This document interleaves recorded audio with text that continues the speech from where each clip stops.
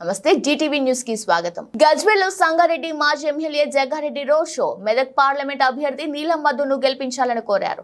ఈ కార్యక్రమంలో గజ్వేల్ మాజీ MLA Thumkunta Narsareddy, DCCB director Chitti Devender Reddy, Gajwel Pragnapur మాజీ మున్సిపల్ చైర్మన్ గాడిపల్లి భాస్కర్, నాయకులు ఆంక్షారెడ్డి, గజ్వేల్ పట్టణ అధ్యక్షులు మొనగారి రాజు, సర్దార్ ఖాన్, నక్కరాములు గౌడ్ మరియు మండలాల అధ్యక్షులు, నాయకులు, కార్యకర్తలు భారీగా తరలివచ్చారు.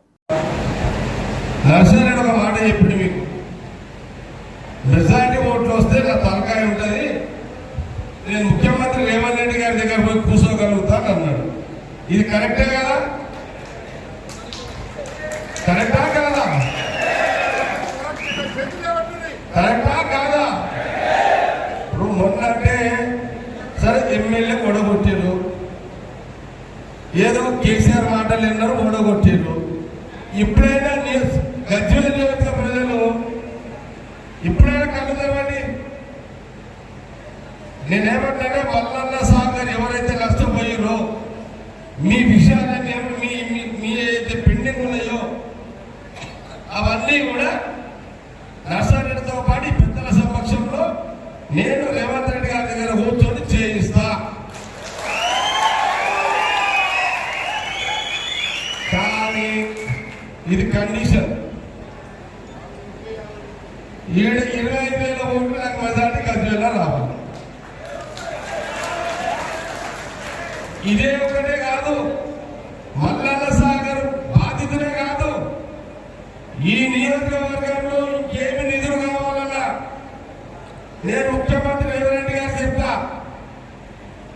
రేవంత్ రెడ్డి గారు, ముఖ్యమంత్రి గారు గజ్వేల్లో ఒక 25,000 ఓట్లు ప్రజలు వేసారు, మన కాంగ్రెస్ నాయకులు కార్యకర్తలు వేయించారు.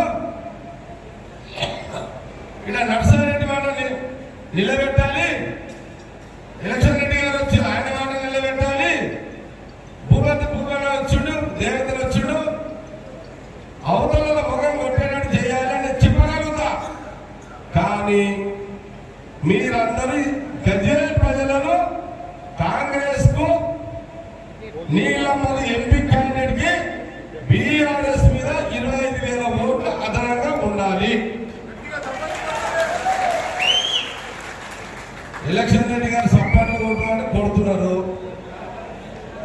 నాకు కావాల్సింది ఓట్లు. ఇది క్లియర్ గా ఓట్ల రాజకీయమే కదా, లేకపోతే ఏమని అడుగుతాం గట్టిగా పోయి గవర్నమెంట్ మనకున్నది కదా. ఇప్పుడు కూడా గజ్వేల్ ప్రజలు కళ్ళు తెరపోతే ఎట్లా? అచ్చా ఒకటి, ఇప్పుడే భూపతాన్న మాట్లాడాడు ఎలక్షన్ పోలీసు అధికారుల సంగతి చెప్తున్నారు. ఈ 5 ఏళ్ళు కలెక్టర్ మీరు ఏం చెప్తే కట్ చేస్తాడు, అర్థమైందా? ఎస్పీ మీకు ఏం చెప్తే అది చేస్తాడు, లోకల్ సిఐలు డిఎస్పీలు మీరు ఏం చెప్తే అది చేస్తారు. 5 ఏళ్ళు వాళ్ళు ఆడుతున్నారు, 5 ఏళ్ళు మనం ఆడుకుందాం.